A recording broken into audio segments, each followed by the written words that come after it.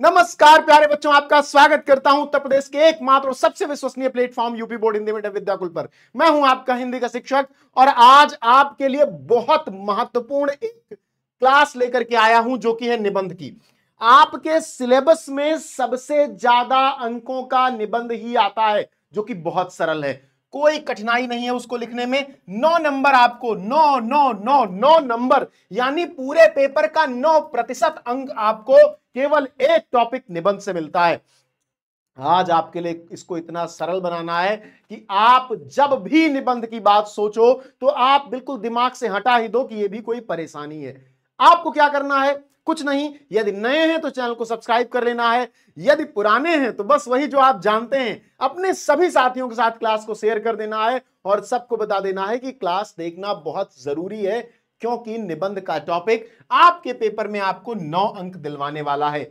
मैं बताऊंगा आपको कि निबंध में आपको हेडिंग्स कैसे लिखनी होती हैं, कौन कौन सी हेडिंग हो, प्रस्तावना क्या है, रूपरेखा क्या है, किस प्रकार से आप बाइफरकेट करें, किस प्रकार से आप किसी भी टॉपिक का विभाजन करें, किस प्रकार से आप उसमें लिखें और कैसे 400 से 500 शब्दों में अपना एक सुंदर सा निबंध तैयार करें। सारी बातें यहीं पर क्रिस्टल क्लियर आपके और आपके ऋषि सर के साथ। चलिए तो शुरू करते हैं निबंध की क्लास। कर दीजिए क्लास को शेयर, सेशन को लाइक और चैनल को सब्सक्राइब।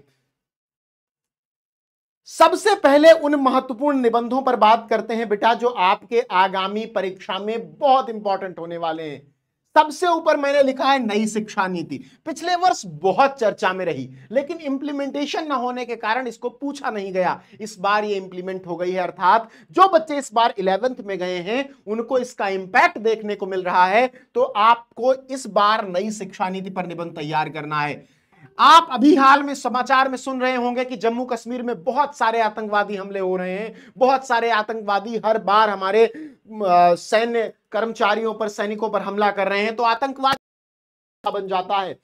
अभी हाल ही में आपने सुना कि बहुत सारे सरकार परीक्षाओं में, जो कि सरकारी परीक्षाएं, यूपीएससी जैसी परीक्षाएं, उसमें खूब भ्रष्टाचार हो रहा है। तो आपसे भ्रष्टाचार पर निबंध भी पूछा जाएगा। अब दूसरी बात क्या है, तमाम डेटा आपके सामने आते हैं कि भारत बेरोजगारों का देश है, बहुत युवा बेरोजगार हैं, उनको रोजगार कैसे मिले, स्टार्टअप्स क्या हैं, फलाना ठिकाना। तो आपको बेरोजगारी पर भी निबंध मिलेगा। और बेटा अभी जैसे ही आपकी सर्दियां शुरू होंगी वैसे ही हमारा भारतीय राजधानी क्षेत्र, जो राष्ट्रीय राजधानी क्षेत्र है, वो ऐसा प्रदूषण की गिरफ्त में आएगा कि लोग सांस नहीं ले पाएंगे, मरने की हालात हो जाएगी, गैस चैम्बर बन जाएगा। तो पर्यावरण प्रदूषण अनिवार्य है। तुम हमेशा कहते हो कि तुम कैसे पढ़ो, कैसे पढ़ाई करो, तुम्हारी पढ़ाई नहीं हो पा रही है, बैकलॉग्स हैं, ये दिक्कतें वो दिक्कतें, टीचर का क्या रोल है, पेरेंट्स का क्या रोल है, विद्यालय का क्या रोल है, हमारा क्या रोल है, इन सभी रोल्स पर बात करेंगे, छात्र जीवन में अनुशासन पर। अभी हाल ही में एक बहुत विभत्स महामारी गुजरी है हमसे होकर के। मुझे लगता है कि उस पर निबंध पूछा जाना चाहिए और मुझे लगता है कि सरकारें अगर सजग हैं और वे बच्चों को जागरूक करना चाहती हैं तो तुम भविष्य हो भारत का और तुमको जागरूक करना सबसे जरूरी है। तो कोरोना महामारी और भविष्य की राह क्या हो, क्योंकि we are living in a global society. हमारे ऊपर हर तरफ से हमले हो सकते हैं और जैविक हमला एक बड़ी परेशानी है। जब कोई दूसरा देश किसी दूसरे देश में कोई विषाणु छोड़ दे, कोई वायरस छोड़ दे और वो देश किसी महामारी में फंसकर मर जाए, तो we should understand the consequences and how we deal with that. ये सारी चीजें हम कैसे समझेंगे, उसके लिए हमें भविष्य की राह पहचाननी बहुत आवश्यक है कि एक दर्द से हम गुजरे और उससे हमने क्या सबक लिया। हमारा जीवन ही हमारे सबक लेने पर निर्धारित है। हमारे एक्सपीरियंसेस की रेप्लिका होता है हमारा जीवन, हम उसे रिप्लिकेट करते हैं। हम एक रास्ते पर गए, उस पर 4 स्पीड ब्रेकर मिले, तो अगली बार जब गाड़ी उधर से गुजरेगी तो स्पीड उन जगहों पर कम हो जाया करेगी और हौले से हम पार करेंगे उसे। यही होता है अनुभव, यही एक्सपीरियंस। तो भविष्य की राह क्या हो। अब सबसे बड़ी जटिल परेशानी बच्चों के पास आती है कि सर निबंधवा तो पता ही था, क्या लिखते ये भी पता था, विभाजन कैसे करते, कैसे भूमिकाओं को लिखते, कैसे रूपरेखा लिखते, कैसे हेडिंग क्या क्या लिखते। तो मैंने सोचा कि तुम्हारे लिए सबसे आसान तो यह करूं कि जितने इंपॉर्टेंट निबंध हैं सबकी हेडिंग को यहां पर लिख दूं, सबकी हेडिंग यहां पर लिख दूं। तुम लोग निबंध की हेडिंग डालते हो, फिर रूपरेखा डालते हो, और रूपरेखा के बाद एक बॉक्स बनाते हो, बॉक्स में ये सारी हेडिंग लिख दोगे और इन्हीं हेडिंग को एक्सप्लेन करोगे। कैसे करोगे ये भी बताऊंगा, अभी बस केवल हेडिंग पर स्क्रीनशॉट ले लो, स्क्रीनशॉट ले लो सभी लोग स्क्रीनशॉट ले लेंगे जल्दी से। आतंकवाद रूपरेखा, इस पर बात करेंगे। आतंकवाद की रूपरेखा में प्रस्तावना, आतंकवाद का अर्थ, आतंकवाद के कारण, भारत में आतंकवाद, आतंकवाद के उपाय, ये सारी इन सब चीजों पर बात होगी। ठीक है, इन सभी चीजों पर बात होगी बेटा, आतंकवाद पर बात होगी। ठीक है, समझ रहे हैं सभी लोग? चलिए, उसके बाद हम लोग इसका स्क्रीनशॉट आपको ले लेना है, इसका स्क्रीनशॉट ले लेना है। यहां पर आतंकवाद हो जाएगा, जो कि कैसे भी बेरोजगारी हो गया। ठीक, आतंकवाद, इस पर आप लोग ध्यान देंगे। ठीक, भारत में आतंकवाद उपसंहार, राष्ट्रीय शिक्षा नीति का ढांचा क्या है, बदलाव क्या है, शिक्षकों की शिक्षा और भर्ती कैसे होनी चाहिए, नई शिक्षा नीति के लाभ क्या है, भ्रष्टाचार समस्या और समाधान, इसमें क्या रूपरेखा बनाओगे, प्रस्तावना, भ्रष्टाचार का, भ्रष्टाचार के कारण, भ्रष्टाचार के प्रकार, भ्रष्टाचार के दुष्प्रभाव, भ्रष्टाचार रोकने के उपाय और उपसंहार। ऐसे ही बेरोजगारी, प्रस्तावना, बेरोजगारी का, बेरोजगारी के प्रकार, बेरोजगारी के कारण, बेरोजगारी से हानियां, बेरोजगारी दूर करने के उपाय, उपसंहार।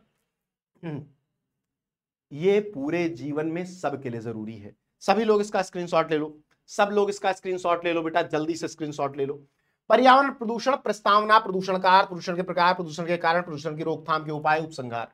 विद्यार्थी जीवन में अनुशासन, प्रस्तावना, अनुशासन से तात्पर्य, विद्यालयों में अनुशासनहीनता के कारण, अनुशासनहीनता के निराकरण का उपाय, उपसंहार। ऐसे ही पर्यावरण प्रदूषण आपका, विद्यार्थी जीवन में अनुशासन आपका हो गया। अब हम एक बात आपको कर लेते हैं कि भैया लिखेंगे कैसे। यहां पर एक निबंध लिखा हुआ है, एक रूपरेखा है आतंकवाद की। ये सारी हेडिंग आपको एक्सप्लेन करनी है, कैसे करनी है मैं आपको बताता हूं।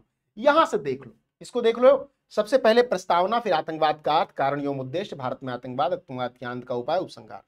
अब मैंने ये निबंध आपके लिए लिखा है, देखो मैंने हर हेडिंग का अलग अलग से लिखा है, तो आपको लग सकता है बड़ा हो, लेकिन मैंने पेज बदलने के लिए लिख दिया कि आपको बड़ा बड़ा दिखे, बाकी सब पेज में आ सकता है। प्रस्तावना, आतंकवाद एक ऐसा विषय है जो विश्व भर में विभिन्न रूपों और कारणों से परेशान करता है।